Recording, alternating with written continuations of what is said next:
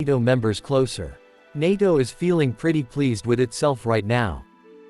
Of course, when you chat to officials in the soulless, concrete monolith that is NATO HQ here in Brussels, no one expresses pleasure at the current situation in Europe after Russia's invasion of Ukraine.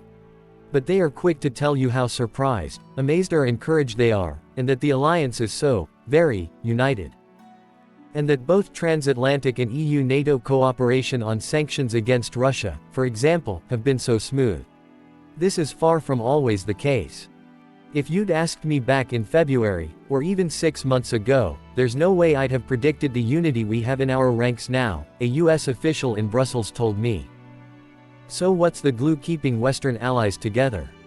Just think of the countless headlines we've all read predicting the splintering of Western support. Ukraine fatigue was heralded this summer, 5 months into the war.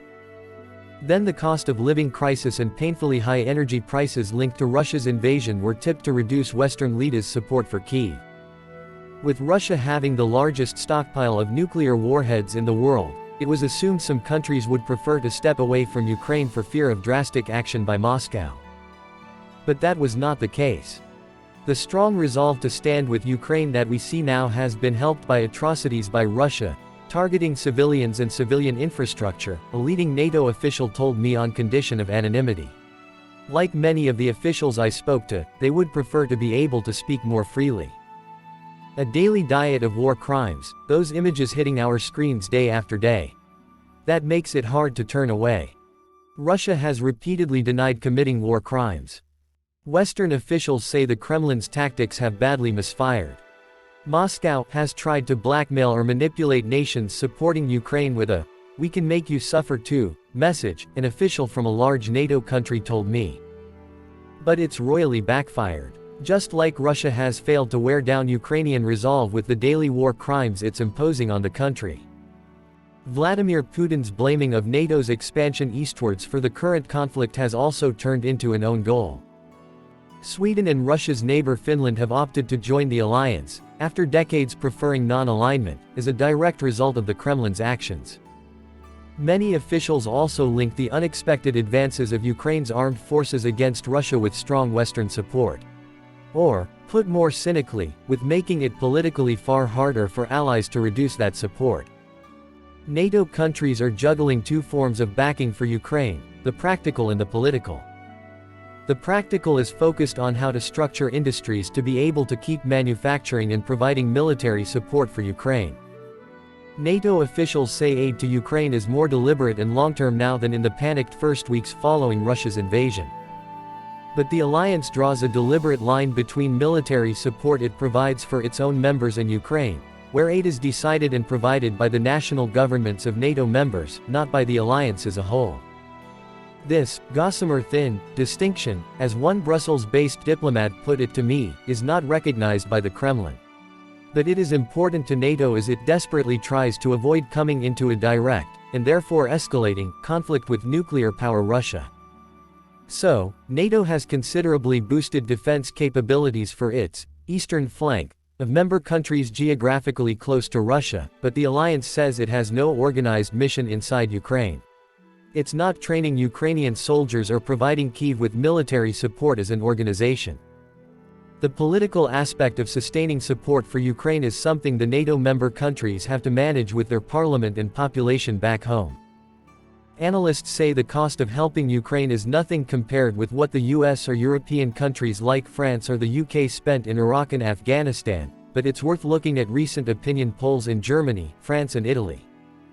They suggest waning public support, just 28% in France and Germany and 26% in Italy, according to a study by intelligence group Morning Consult, for ongoing sanctions against Russia that have a direct impact on the cost of living.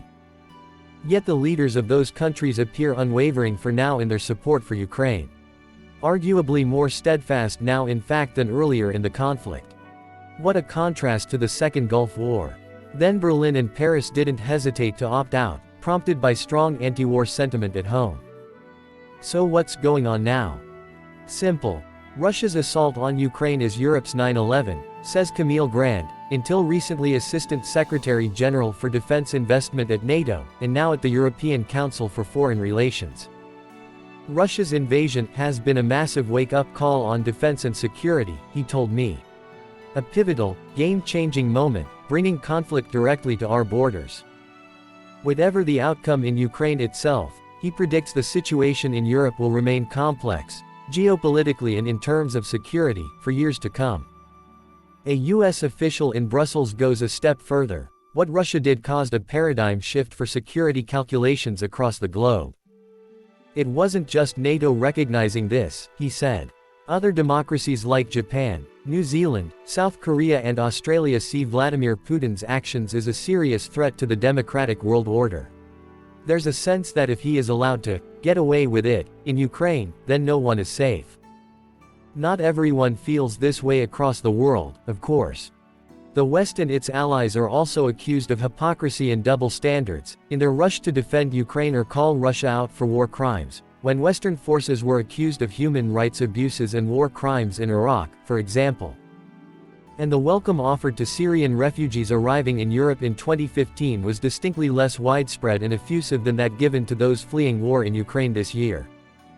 But back in February at NATO, the shock at Russia's invasion of Ukraine, and the concern about the wider implications if the Kremlin's actions went unchecked, prompted the US to drag itself away from its intended focus on China and the Indo-Pacific. Reluctantly, its attention was back on Europe's military defense, even at the risk of that harming President Joe Biden in the recent midterm elections, though it didn't seem to dent him in the end. It was arguably that US resolve, in addition to Russia's actions in Ukraine, that then changed the tune at leadership level in France, Germany and Italy, seen at first by many as too soft on Russia. Berlin and Rome had close business and energy ties to Moscow. And, to his critics, President Emmanuel Macron seemed seduced by what he perceived as a personal understanding with Vladimir Putin. Fast forward to this autumn, and weapons delivery-shy Germany is now the fourth largest donor of military aid to Ukraine, though the US dwarfs European contributions to an eye-watering degree. The EU has worked fast at member state level and is a bloc to wean itself off energy dependency on Russia, and Mr. Macron isn't mincing his words these days when it comes to Moscow. War crimes that cannot go unpunished, is how he described ongoing attacks on Ukrainian civilians and civilian infrastructure this week. Those attacks have left 75% of the capital Kyiv without power and water. We did have a few stragglers in the NATO waters at the beginning, a US official in Brussels told me. But no longer. As for those oft criticized, still occurring, one-to-one phone calls between German Chancellor Olaf Scholz and in particular President Macron, and Vladimir Putin. The US also has open lines of communication with Moscow. Not to discuss the future of Ukraine, that's up to the Ukrainians to decide, but to talk about other issues, like the nuclear question. What of the longer term, I wondered. Sometimes it seems that Paris and Berlin think that when the crisis in Ukraine has ended it might be possible to go back to business as usual with Russia. The US official said he doubted that. But you could legitimately ask whether it's ever feasible to talk about the future of European security and totally exclude Russia. As we now head into what Europe fears could be a cold, hard winter, unlike earlier in the conflict, there is no whiff of any NATO big players musing about a negotiated settlement between Russia and Ukraine. The common consensus is that the West recognizes it forced Ukraine into disadvantageous peace talks with Russia in 2014, only for Moscow to come back for more in 2022. Representatives of NATO countries helping Ukraine's military say they now see their role as supporting Kyiv to perform strongly militarily, so as to be in a strong position when the time eventually comes to negotiate with Russia. That is something President Volodymyr Zelensky says he's not remotely contemplating right now. Talk of NATO unity of purpose aside, it would be naive to believe no differences exist at all anymore between Ukraine's allies. The UK is often described as having a more hawkish stance towards Moscow, alongside NATO members that are geographically closer to Russia or have a recent painful history with it, such as the Baltic states and Poland.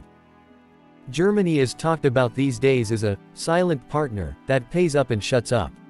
The US is depicted as trying to keep the balance, internally within the alliance and externally, to avoid face-to-face military contact with Moscow. These national differences are described as only nuances, for now. There are no easy outcomes to this conflict, says defense expert Camille Grant. Just a preferable one, which is Russia's defeat. But how might Moscow then react? The challenge for all countries involved will surely be to make that end scenario manageable. Whatever it looks like.